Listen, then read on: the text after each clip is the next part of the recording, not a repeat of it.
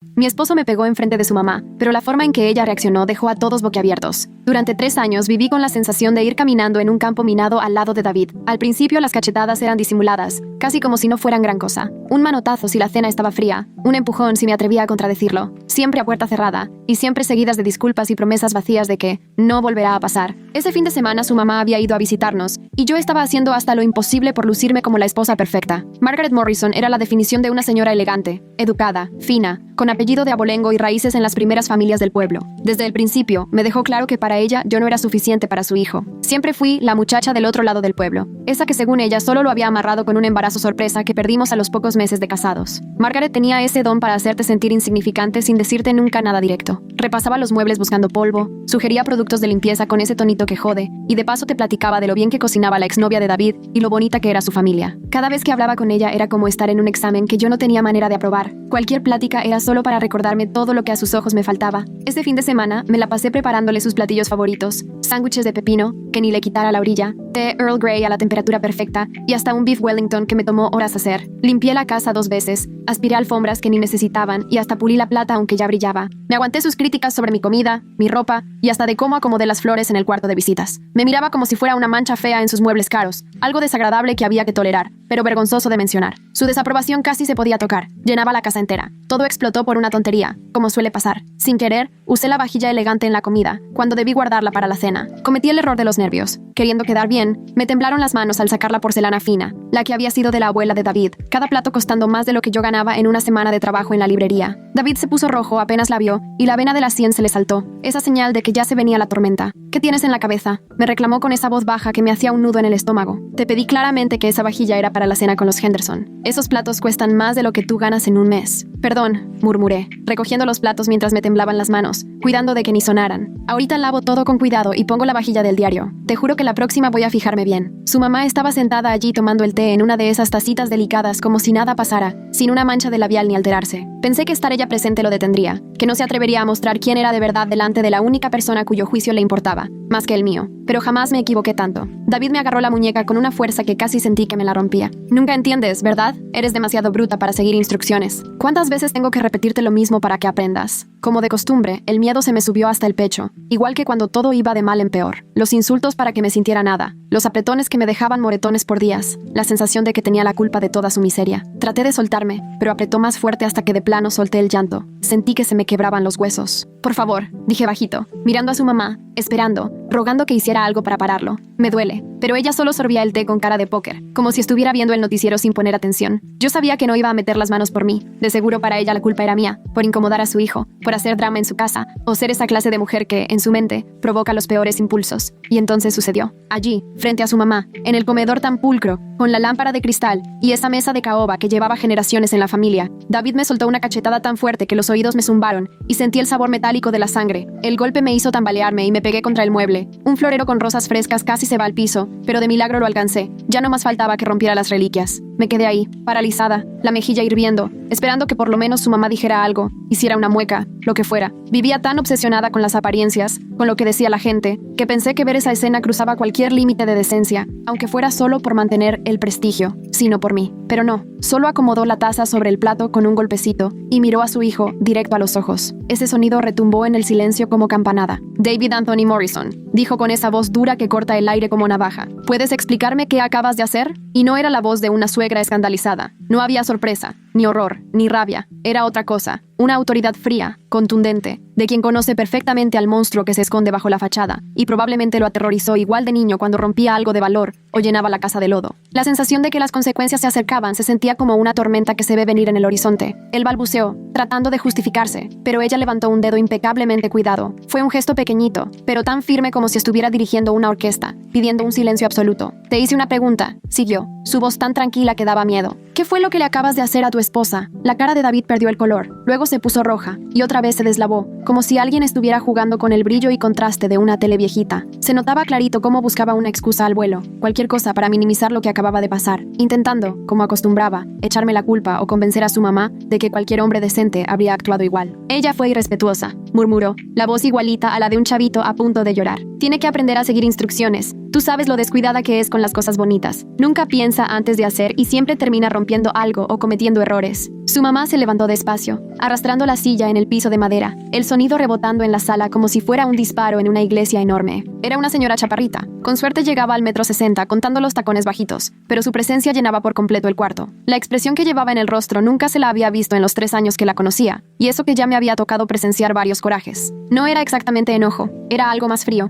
más peligroso. Era una mirada calculadora, casi de depredador, que hizo que David de verdad retrocediera y se pegara a la pared como si fuera un animal acorralado. «Siéntate», ordenó, y él se dejó caer en la silla como si lo hubieran regañado en público. Abría y cerraba la boca como un pez cuando lo sacan del agua, pero no le salía ni media palabra. Margaret se acercó a mí despacito, cada paso suyo con los tacones resonando duro contra el suelo, casi militar. Por un momento pensé que también iba a pegarme, terminar con lo que su hijo había empezado, que me echaría en cara que me lo merecía por tratar mal lo que ella tanto cuidaba, por haber dejado en ridículo a su hijo frente a ella, o por ser de esas mujeres que, según algunos, provocan a los hombres a ponerse violentos con sus torpezas. Pero no. En vez de eso, me tomó la barbilla con su mano arregladísima y giró mi cara hacia la luz de la ventana, tan suave como si estuviera revisando una pieza de arte al borde de restaurarse. Ya tenía el moretón marcándose de su bofetada y el labio abierto por donde los dientes me lo reventaron. Sentía el sabor a sangre metálica y el pulso latente en donde se estaba hinchando. «¿Cuánto tiempo?», me preguntó bajito, sin dejar de ver mis heridas. «No entiendo», susurré, aturdida por esa amabilidad tan repentina, por la forma en la que ahora sí parecía importarle lo que me pasaba. «¿Cuánto tiempo tiene mi hijo pegándote?». La pregunta se quedó flotando entre nosotras, pesadísima, como humo que no te deja respirar. Yo sentía la mirada de David desde el otro lado del cuarto, diciéndome sin palabras lo que pasaría si decía la verdad. Era ese miedo que ya me era tan familiar, el mismo que me había callado por 3 años y me había hecho quedarme en un matrimonio que, poco a poco, me iba apagando por dentro. No es así, o sea, él no, esto fue. Las mentiras se me atoraban. Salían por costumbre nomás, de tanto practicarlas. «No me mientas», soltó ella bajo, pero en sus palabras traía un filo que daba frío. «Llevo 3 años observándote. Sé cómo se ve el miedo en la cara de una mujer. Reconozco los movimientos cuidadosos, las sonrisas forzadas, el brinco cada vez que azotan una puerta o alguien levanta la voz». Volteó hacia David y bajó todavía más el tono, en un susurro que helaba más que cualquier grito. «Hace 3 años volviste de la luna de miel con un ojo morado. Dijiste que te pegaste con una puerta en un paseo en barco al atardecer, que te diste contra una viga cuando el bote se movió. Sabía que estabas mintiendo, pero hasta pensé que tal vez ella te había pegado a ti. Hasta cierto punto, me dio gusto pensar que te casaste con alguien que sabía defenderse». David se quedó pasmado. La cara se le transformó entre incredulidad, negación y luego un pánico que iba en aumento. «Mamá», intentó, pero ella no le hizo caso. «Te enseñé bien. Fuiste educado para proteger, no para asustar. Te enseñé a ser un hombre de verdad, no un cobarde que usa su fuerza para amedrentar o maltratar a quien es más débil. Tu padre podrá haber tenido 1000 defectos, y claro que los tenía, pero jamás me levantó la mano ni a mí ni a ustedes. Tendría muchos problemas, y Dios sabe cuántos, pero nunca fue un cobarde». Eso, la verdad, no era del todo cierto, y los 3 lo sabíamos. Yo había escuchado de boca de la hermana de David, en voz bajita, las historias de los arranques de furia de su papá, los hoyos en las paredes después de corajes por mal negocio, cómo su mamá usaba suéteres largos en pleno verano y un maquillaje exagerado tras alguna pelea fuerte. Pero Margaret, al parecer, ya había decidido reescribir la historia o convencerse de que el maltrato emocional y la intimidación no contaban como verdadero abuso. Caminó hacia su bolso de piel, que seguro costaba más de lo que yo podía ahorrar en un mes, y sacó el celular, el más nuevo, porque claro, confunda a juego con su ropa, y que seguro valía más que toda la despensa de una familia en una semana. «¿Qué haces?», preguntó David, ahora sí con miedo verdadero, tan pálido que parecía que le iba a dar algo, una vena saltándole en la sien. «Voy a llamar a tu hermana Catherine y luego a la policía». El silencio que siguió fue tan denso que hasta el reloj del rincón y los latidos de mi corazón se sentían como truenos. Hasta los pájaros de afuera parecieron quedarse en pausa. David se levantó tan rápido de la silla que ésta se fue al suelo, haciendo un ruido seco que sonó a hueso roto. «No puedes hacer eso», le gritó, la voz a punto de quebrarse como la de un niño cuando lo regañan fuerte. «Esto es cosa de mi esposa y mía. No tienes por qué meterte en cómo llevamos nuestro matrimonio. Son asuntos privados». Margaret lo miró como si fuera algo asqueroso pegado en el zapato, después de cruzar una calle sucia. «Todo lo que haces se vuelve asunto mío cuando lo haces tan mal», le respondió, tan tranquila y tan fría que el ambiente se congeló. «No me pasé 30 años levantando el nombre de esta familia en este pueblo, yendo a reuniones benéficas, organizando colectas y siendo el ejemplo de rectitud, para que llegues tú a echarlo todo por la borda con tus golpes de cobarde, tratando a tu esposa como si fueras cualquier rufián del rumbo». En ese instante, entendí que no me estaba defendiendo por piedad, ni por indignación, ni por querer salvar a una víctima. Lo hacía por el apellido, por esa imagen impecable que tanto trabajo le ha costado a los Morrison en un pueblo donde todos se enteran de todo, y la reputación lo es todo. Pero, la verdad, lo que la movía me daba igual. Por primera vez en 3 años, alguien se interpuso entre David y sus golpes, y lo único que me importaba era que siguiera ahí, sin fijarme en sus razones. David intentó cambiar de estrategia y puso su tono más razonable, ese que usa cuando quiere convencer a alguien de ver el mundo a su manera. Ese mismo tono con el que me hacía creer que sus arranques eran mi culpa, que yo misma lo provocaba por despistada, por tonta, como si fuera mi responsabilidad controlarlo. Mamá, no sabes todo lo que está pasando, soltó, abriendo las manos tratando de verse sensato. Ella me provoca. Sabe exactamente qué hacer para ponerme de malas. Sabe cómo hacerme perder la paciencia.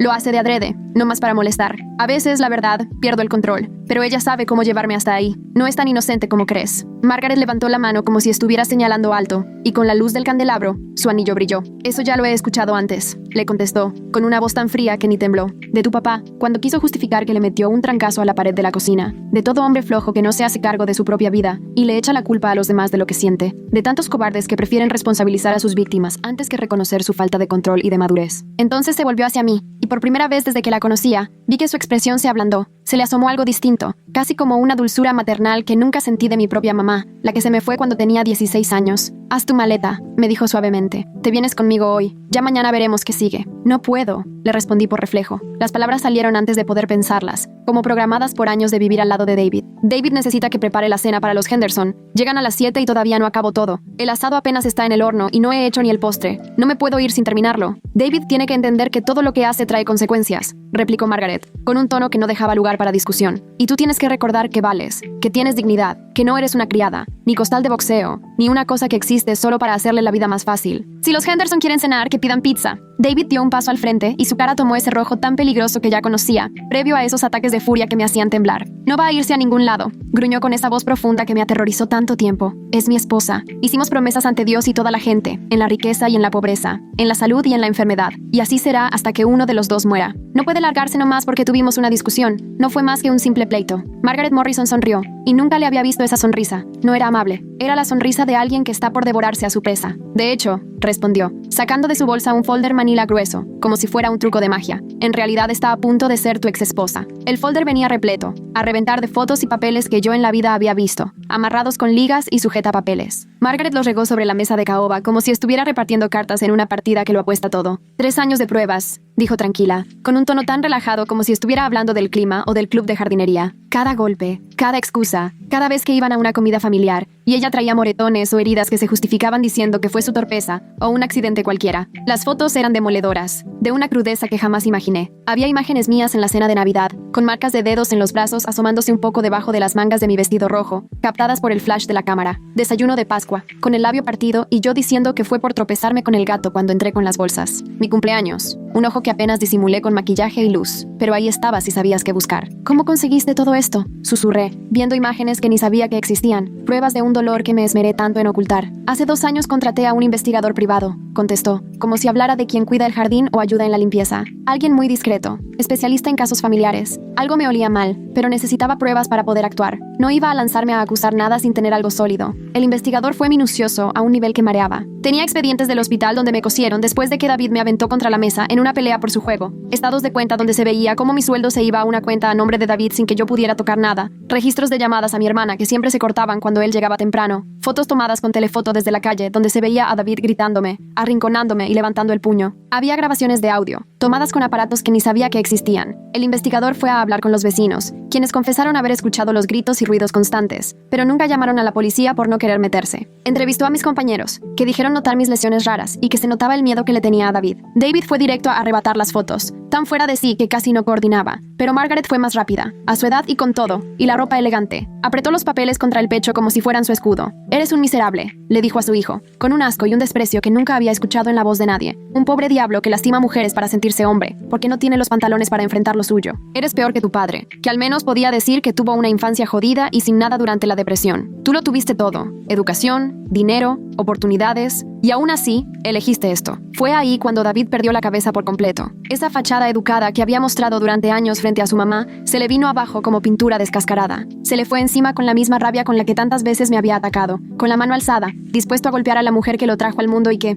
pese a todos sus defectos, siempre lo quiso. Pero Margaret Morrison no habría aguantado 40 años al lado de un hombre duro, ni habría criado a 3 hijos sin aprender a defenderse. Se hizo a un lado, ágil y rápida para alguien de su edad, y le soltó un rodillazo exacto entre las piernas. David se desplomó en el piso de madera, agarrándose por el dolor mientras jadeaba, y se acurrucaba sobre la alfombra persa que su abuela había traído de viaje. Su cara se puso morada y empezó a hacer sonidos como un animal herido, hecho bolita en el tapete carísimo. Margaret volvió a acomodarse la chaqueta, se alisó la falda con toda la dignidad del mundo y retomó el teléfono. «Ahora sí voy a llamar a la policía», dijo, tranquila, esquivando a su hijo retorciéndose en el suelo como si solo fuera un estorbo. Las siguientes horas pasaron entre un desfile de policías, patrullas y luces, algo que parecía de película en ese vecindario donde nunca pasa nada. Las sirenas retumbaron entre las casas de revista y los jardines perfectos. Tomaron declaraciones por separado. Asistentes sociales anotaban todo. Los detectives hacían preguntas que jamás pensé que tendría que contestar. La detective Rodríguez era una mujer de voz suave y ojos cansados, con experiencia en estos casos. Iba directo al grano, pero con cuidado. ¿Con qué frecuencia te golpeaba? ¿Alguna vez te amenazó de muerte? ¿Sentiste miedo por tu vida? ¿Controlaba tu dinero, tus salidas, tus llamadas o tu correo? ¿Te aisló de tu familia y amigos? Las respuestas dibujaron un panorama de abuso que nadie notó, salvo la investigadora que Margaret había contratado. Sí, él manejaba todo el dinero.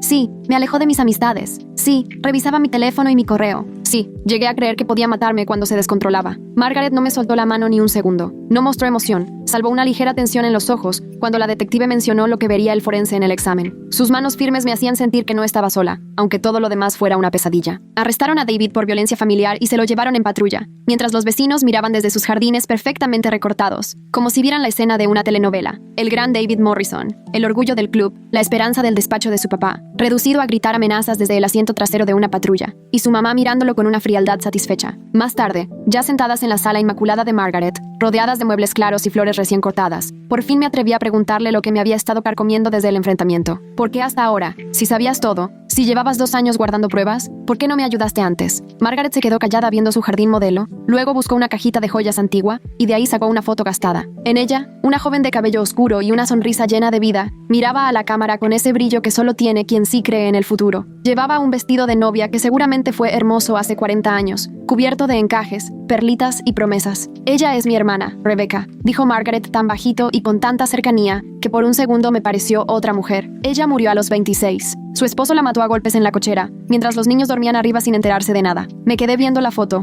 con el corazón en la garganta. Yo nunca supe que David tenía una tía, ni escuché jamás historias de la familia de Margaret más allá de los cuentos bonitos que se decían en las cenas para impresionar. Yo iba a ser su dama de honor, siguió Margaret, acariciando la foto con mucha ternura. En vez de eso, la cargué hasta la tumba a los 6 años. Ese día, bajo la lluvia y junto a su tumba, juré que ninguna otra mujer de mi familia volvería a pasar por lo que ella vivió, que nunca volvería a quedarme callada si veía las señales. Pero nunca te caí bien, le solté, todavía sintiendo ese nudo en la garganta. Siempre me hiciste saber que no era suficiente para David. Me criticabas todo el tiempo y lograste que sintiera que nunca iba a estar a la altura. Margaret suspiró, y por primera vez, la noté realmente cansada y grande. Intentaba protegerte como mejor sabía, admitió. Creí que si te dabas cuenta por ti misma de que esta familia no era para ti, ibas a estar segura. Pero cuando vi que te parecías a Rebecca, tan leal, tan necia con la esperanza y creyendo en el amor, supe que tenía que cambiar todo. Sacó otra carpeta, aún más llena de papeles, pruebas y más pruebas. Necesitaba que hubiera suficientes elementos como para que David acabara tras las rejas, no solo con una advertencia y unas clases que no iban a servir. Tenía que convencer al juez de mantenerlo lejos de ti para siempre. Las pruebas eran incontestables. Años de documentos, reportes y registros tan claros que ningún abogado podría desmentirlos. Había registros desde la luna de miel, donde yo dije que me caí por las escaleras, pero las lesiones contaban otra historia.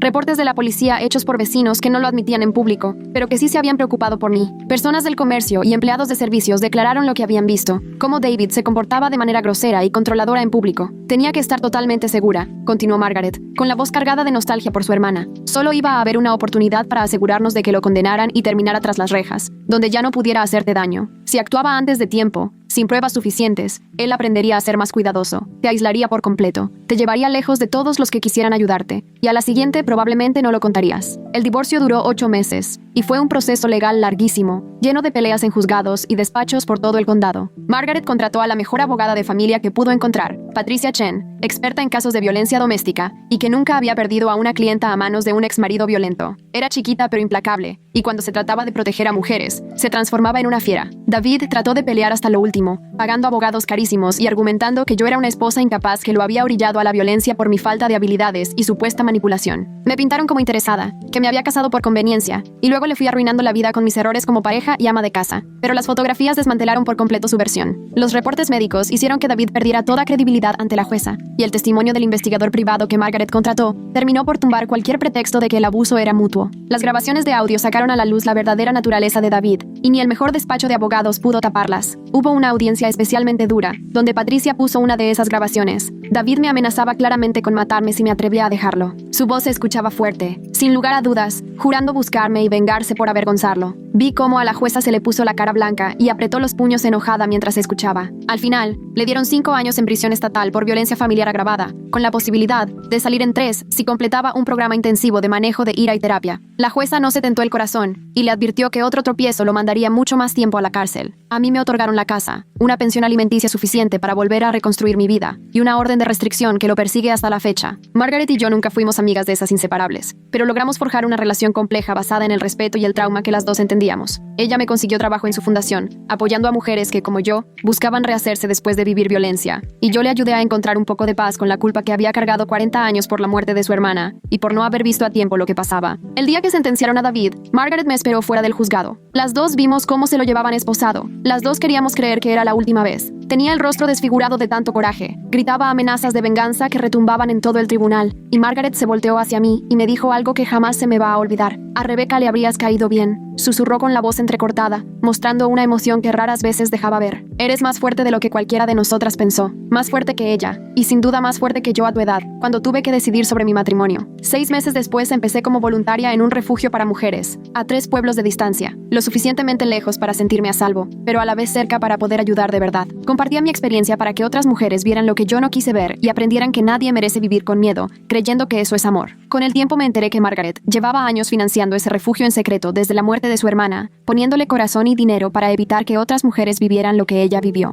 Era un trabajo pesado como pocos, que te deja agotada por dentro, pero escuchar historias que parecían la copia de la mía, ver ese mismo miedo, esa confusión y esas ganas de salir adelante reflejadas en otras mujeres, ayudarlas a enfrentarse al sistema y conseguirles un lugar seguro, también era parte de mi recuperación. 1 año después del divorcio, recibí una carta de David desde la cárcel. Solo ver el sobre me hizo temblar las manos al grado que casi lo dejó caer, pero me obligué a abrirlo aunque todo dentro de mí me gritaba que lo tirara a la basura. Eran 5 páginas de puro veneno bien disfrazado, buscando hacerme sentir culpable por dejarlo y alimentando la idea de que podríamos volver. Era la misma manipulación de siempre, las tácticas que me mantuvieron atrapada durante 3 años. Se pintaba como un hombre arrepentido que había cambiado gracias a la terapia, decía entender sus errores y prometía que nunca volvería a pasar. Se hacía la víctima de sus propias emociones, asegurando que me amó tanto que perdió el control, pero que ahora era otro, capaz ya de controlar sus sentimientos. La carta era un ejemplo de cómo apretar todos mis botones, recordando los supuestos buenos momentos, vendiéndome la vida feliz que podríamos tener si solo le daba otra oportunidad, mezclando amenazas disfrazadas de amor. No leí más allá del primer párrafo y la tiré a la basura, aunque sí guardé el sobre. Mi terapeuta ya me había advertido que tarde o temprano intentaría contactarme y que debía guardar toda evidencia para la policía y su junta de libertad condicional. Hay disculpas que llegan demasiado tarde y puentes que es mejor no volver a cruzar. Hay personas que nunca cambian, sin importar lo convincente que quieran sonar en cartas escritas desde una celda, donde lo único que tienen es tiempo para perfeccionar sus cuentos. 2 años después, seguía como voluntaria en el refugio cuando conocí a Daniel, quien era consejero y trabajaba con hombres agresores, encabezando programas enfocados en acabar con el ciclo de violencia antes de que hubiera más víctimas. Él entendía mi proceso, y ese tipo de heridas como muy pocos pueden hacerlo, y jamás me hizo sentir rota, dañada ni culpable por lo que había pasado. Siempre fue paciente con mis sobresaltos, con mis terrores de noche, con que me asustara si alguien se acercaba de golpe, y también con ese impulso de revisar una y otra vez que todo estuviera bien cerrado antes de dormir. Comprendía perfectamente que necesitaba mi espacio para sanar, y me dejó claro que estaba dispuesto a esperar lo que fuera necesario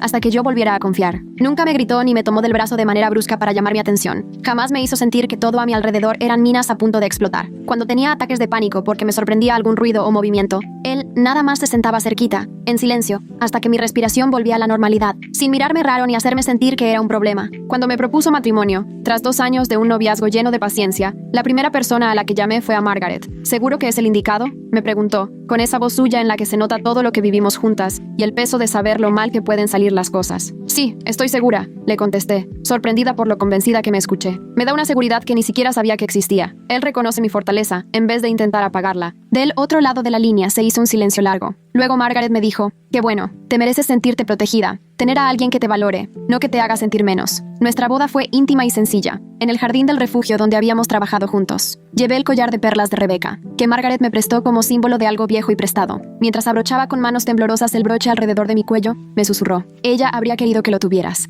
Habría querido que encontraras la felicidad después de todo lo que viviste. El collar era precioso, cada perla, brillante y perfectamente acomodada. Pero lo más importante era que sentía como una bendición de una mujer a la que nunca conocí, pero cuya historia me salvó la vida de maneras que ella jamás imaginó. Ese mismo año, soltaron a David de la cárcel. Le bajaron la condena por buena conducta y por por terminar cursos de manejo de ira, aunque a la mera hora nunca arregló sus verdaderos problemas. En solo el primer mes de libertad, ya había roto la orden de restricción 2 veces. Una fue cuando se apareció en la librería donde yo solía trabajar, y otra cuando me siguió en el súper donde hacía mis compras. Siempre decía que era pura casualidad, que solo andaba por ahí, y que no se dio cuenta de que yo estaba hasta que era demasiado tarde. Con la policía, se hacía pasar por razonable y tranquilo, jurando que quería rehacer su vida, y que ni al caso quería molestarme. Pero yo siempre supe la verdad. Reconocía lo planeado de sus encuentros, la forma en que se acomodaba para que yo lo viera, esa sonrisita que decía más que 1000 palabras, y que me dejaba claro que podía acercarse cuando él quisiera. Era una forma de guerra mental, una manera de hacerme sentir que nunca iba a poder librarme de él del todo. La jueza no se tragó su teatro, lo mandó directo de vuelta a la cárcel 2 años más, y le advirtió que si volvía a romper la orden le tocaría mucho más tiempo. Hay personas, dijo Margaret con esa sinceridad que le conozco, que nunca aprenden porque de plano ni creen que están equivocados. Daniel y yo llevamos ya 7 años casados y tenemos 3 hijos, los gemelos de 5 y una niña de 3. A veces, cuando uno de los niños se frustra y aprieta los puñitos, me le quedo viendo con ese ojo de quien ya pasó por mucho. Le enseño a ponerle nombre a lo que siente, a alejarse cuando esté enojado, a nunca usar su fuerza para lastimar a nadie más pequeño. Las charlas son según su edad, pero siempre sinceras. Hablamos de cómo es normal enojarse, pero de que pegar nunca está bien. Practicamos respirar profundo y contar hasta 10. Hacemos ejercicios para manejar la frustración y encontrar mejores maneras de superar la decepción. Mi hija, igual de valiente y terca que Margaret a su edad, tiene una fuerza tremenda y se niega a aguantarle cosas injustas a quien sea. Cuando tenía 4 años, un niño la tiró del columpio en el kinder porque se pelearon por el turno. En vez de llorar o irle a contar a la maestra, se levantó y le dijo al niño, bien firme, que no estaba bien empujar, que tenía que disculparse y aprender a comportarse. Después, la maestra me dijo que nunca había conocido a una niña tan chiquita, que supiera defenderse así. Sentí orgullo,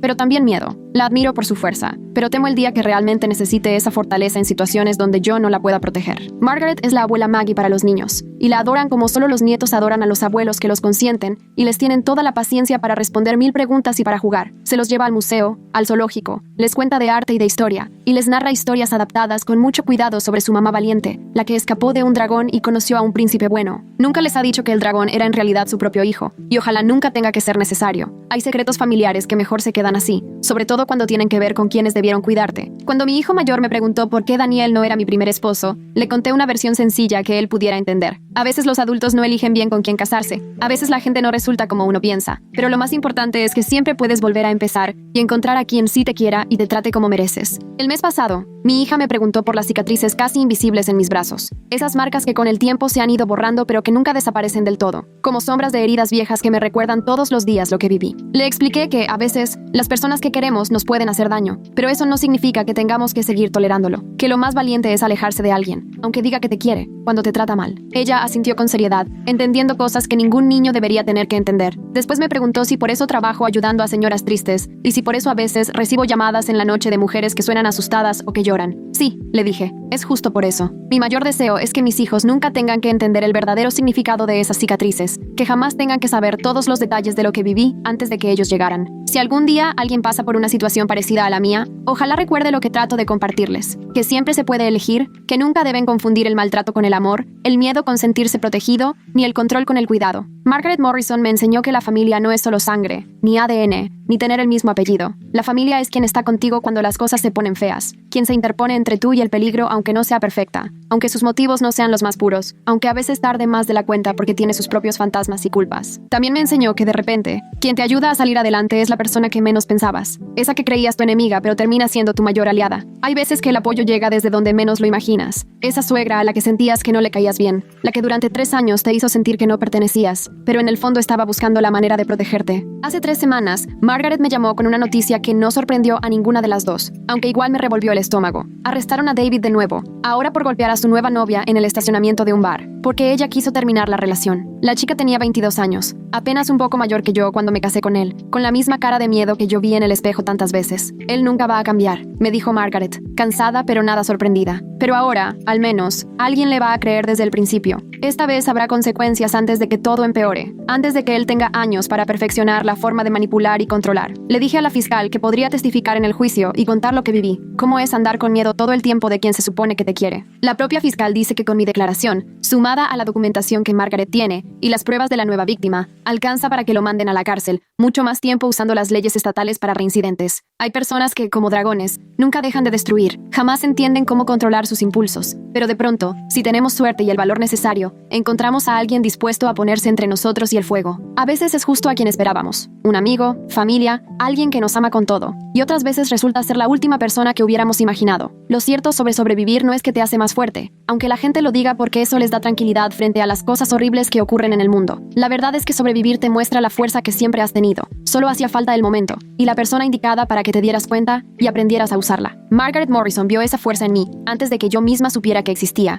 antes de creer que merecía una vida diferente. Y por ella, que durante años reunió pruebas para sacarme adelante, no solo sobreviví, florecí, porque se atrevió a enfrentarse a su propio hijo para defender a una nuera a la que al principio ni quería cerca. Pude salir adelante, pude conocer el verdadero amor, tener hijos y ayudar a otras mujeres a alejarse de sus propios monstruos. Hay veces que el amor no se ve como imaginamos, no siempre viene en forma de abrazos, palabras cariñosas o gestos bonitos. A veces se parece más a una suegra elegante y reservada que, en silencio, va recopilando pruebas mientras su hijo destruye a su esposa poco a poco. A veces amor son 3 años de paciencia, esperando el momento exacto para dar el golpe. Otras veces, una rodilla en la ingle y una llamada al 911. A veces lo que más impacta no es la violencia, sino descubrir quién está dispuesto a detenerla, a sacrificar la paz y complicar su propia familia con tal de proteger a alguien que apenas conoce, pero que sabe que vale la pena. Margaret Morrison me enseñó que el heroísmo rara vez se ve como pensamos, y muchas veces quienes nos rescatan entienden mejor que nadie lo necesario que es porque ellos también han perdido a alguien, y no permitirán que vuelva a pasar. Hoy tengo 32 años. Estoy felizmente casada con un hombre con quien nunca he sentido miedo, criando a 3 hijos que aprenderán que merecen respeto y bondad.